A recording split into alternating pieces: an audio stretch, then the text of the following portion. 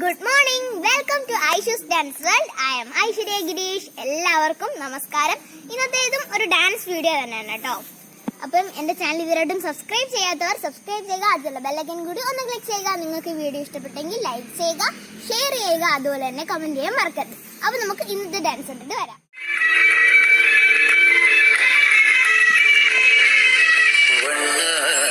പുഴയുടെ തീരത്ത് കണ്ണാടി നോക്കും നേരത്ത് സ്വപ്നം കണ്ടിറങ്ങി വന്നോടെ ചെമ്മാനപ്പൂമുറ്റം നിറയെ